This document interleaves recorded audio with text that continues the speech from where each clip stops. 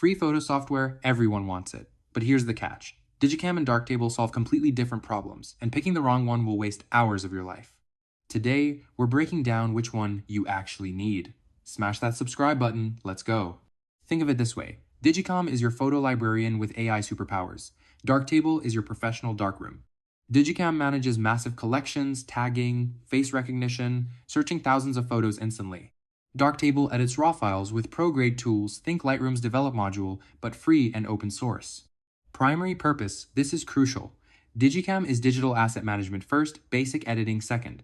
Darktable is a raw editor first with minimal organization features.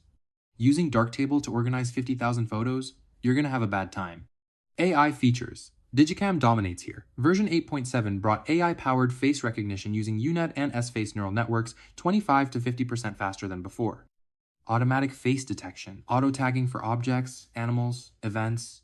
Darktable, zero AI features. You're on your own.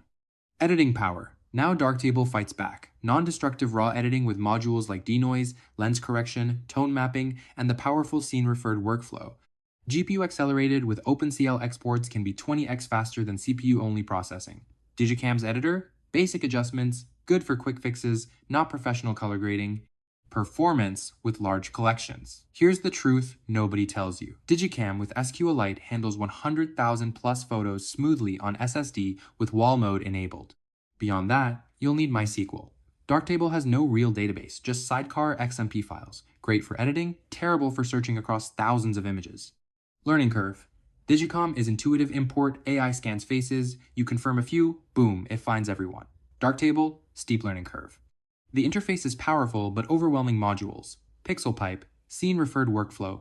Expect to watch tutorials. System requirements. Darktable demands hardware respect. Minimum 4 GB RAM plus 8 GB swap, but you really want 16 GB plus and a decent GPU. Processing 20 megapixel RAWs requires 300 megabytes just to store image data, times multiple buffers. Digikam is lighter, but databases grow. My 42,000 photos created a 493 megabytes thumbnail database.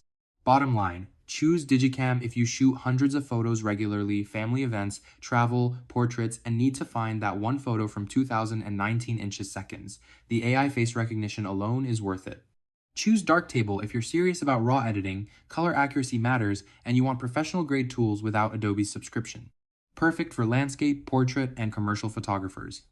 Better yet, use both. Many pros do. Digikam organizes, Darktable edits. Just watch the XMP metadata conflicts. Links below. Subscribe for real tech comparisons. Peace.